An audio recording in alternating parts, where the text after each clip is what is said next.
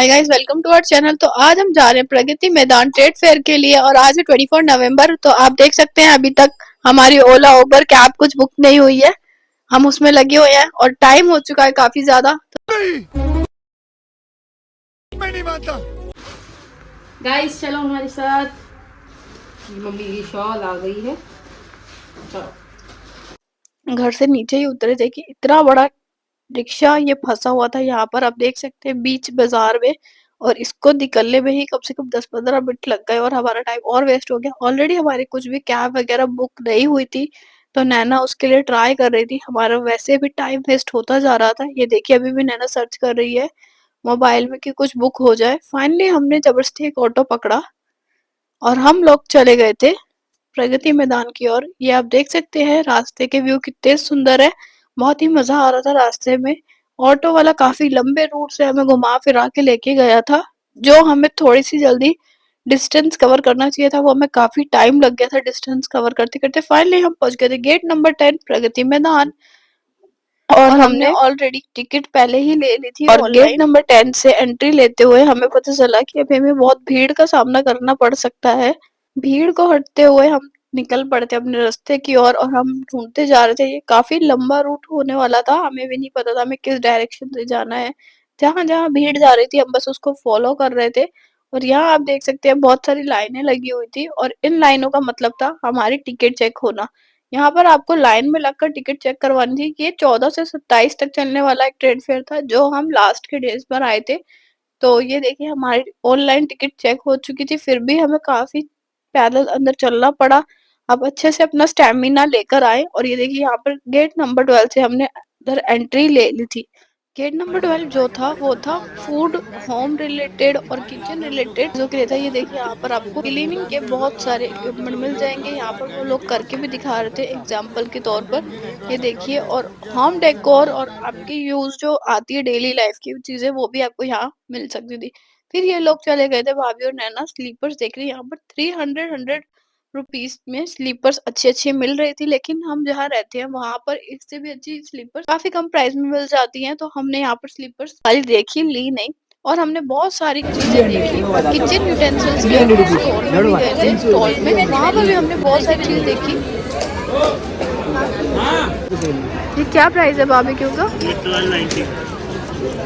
यहाँ पर आप देख सकते हैं वहाँ पे ब्लैक पेपर क्रश करने वाला चेक कर रही थी और भी बहुत सारी चीजें हमने यहाँ पर देखी। उसके बाद हमने बाहर देख के बहुत सारे कपड़ों के स्टॉल जो कि बहुत अच्छे अच्छे थे। यहाँ पर अलग अलग फैब्रिक अलग अलग जगह से आया हुआ था और वहाँ पे अच्छे से डिस्प्ले किया हुआ था। फिर एक स्टॉल में आए थे हम, वहां पर आप देख सकते हैं कुछ इस टाइप की foldable chairs and foldable beds थे जो कि काफी मजबूत थे।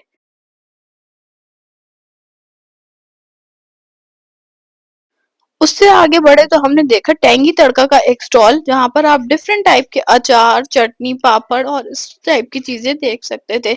और उसके आगे बढ़ने पर नैना का मन आ चुका था एक टेडी बियर शॉप पर। यहाँ पर इसको एक पांडा वाला टेडी बहुत पसंद आ रहा था। ये देखिए पूरी बातचीत कर रही थी लेने के मकसद से, फिर हमने इसे लेने नहीं दिया।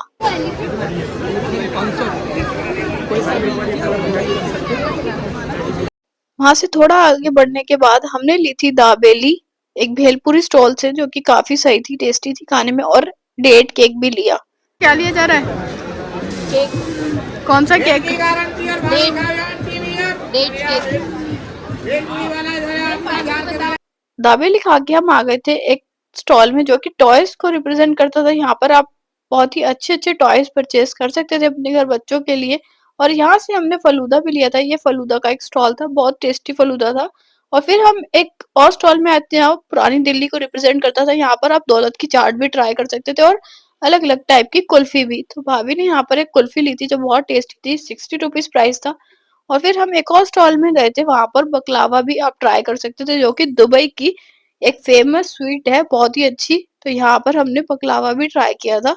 और फिर वहां से हम निकल कर बाहर चले गए, जो कि हम स्टॉल में गए थे 2, 3, 4, 5 इस तरह के स्टॉल में गए थे हॉल में। और यहाँ के लिए भी बहुत ज्यादा चलना पड़ रहा था। एक हॉल से दूसरे हॉल जाने का डिस्टेंस काफी ज्यादा था।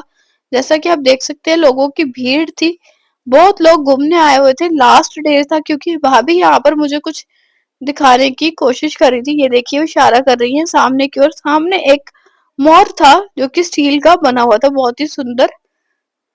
और उसके बाद हम गए थे 2 नंबर हॉल में। वहां पर राजस्थान को रिप्रेजेंट करती हुई चीजें थी। ये देखिए कितने सुंदर पोशाक में राजस्थानी लोग आए हुए थे जो तिल गुड़ चिक्की वगैरह बेच रहे थे, जो कि गज्जक वगैरह होती है, बहुत ही अच्छी थी वो। मैंने वो भी ट्राई की।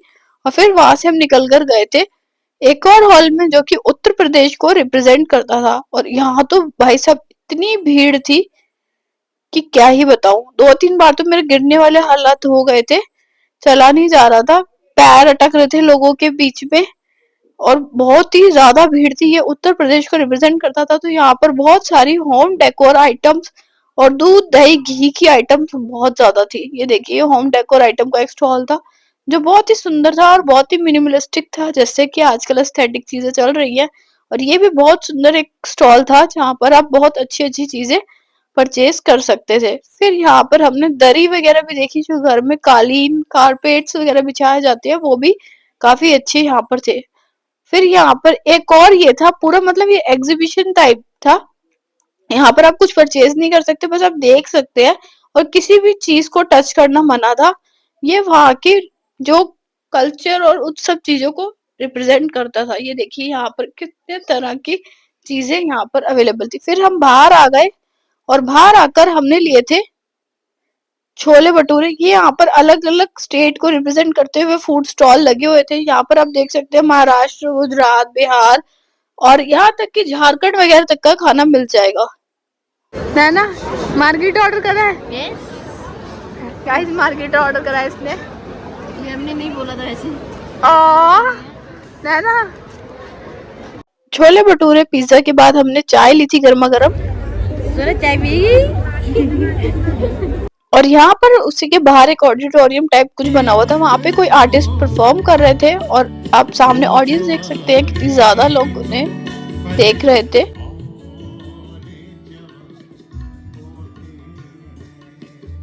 फिर हम निकलने वाले थे घर की ओर, लेकिन लास्ट में हमसे रहा नहीं गया, तो हम आ गए थे हॉल 14 में, जिसकी सबसे ज्यादा पर चर्चा थी। यहाँ पर परफ्यूम्स, कॉस्मेटिक्स और ब्यूटी के जितने भी प्रोडक्ट होते हैं वो यहाँ पर थे। जो जो ब्यूटी लवर्स होते हैं, जिन्हें मेकअप फैशन और इन सबको बहुत शौक है, वो इस हॉल में आपको दिख ही जाते हैं। और खासकर मेरी सिस्टर जिसको परफ्यूम का बहुत शौक है, तो वो तरह तरह के परफ्यूम ट्राई कर रही थी और हमने बहुत सारे परफ्यूम परचेज भी करे गाइस। और फिर हम बहुत सारे स्टॉल्स में घूमे। यहाँ पर बहुत सारे मेकअप को रिप्रेजेंट करते हुए स्टॉल्स थे। फिर हम गए थे कलर सेंस करके कोई एक स्टॉल था, वहां पर हमने लिपस्टिक्स भी ट्राई करी। कौन से शेड है? एक और देखो। ये भी आपका 250 पड़ेगा। बताओ। ये तो भी लेंगे ना, एक ये देखो, ये शाइन में है। कौन सा कलर है? शेड अच्छा है ना मैम, ये वाला जो आपको यहाँ पर आप देख सकते हैं नैना का भी पेट नहीं भरा था, तो उसने यहाँ पर और थोड़े परफ्यूम ट्राई कर रहे। मेरे को भी बहुत अच्छा लग रहा था परफ्यूम, हम जितने ट्राई कर रहे थे।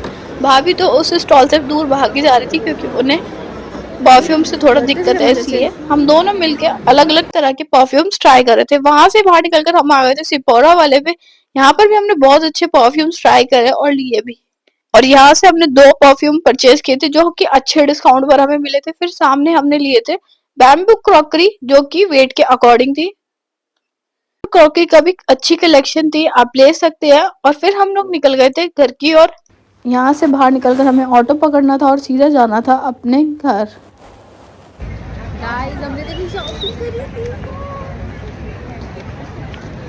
अब बताओ ना, दिखाओ, काफी अच्छे परफ्यूम मिले। देखो देखो, सोना भी दिखाओ ना क्या लिया।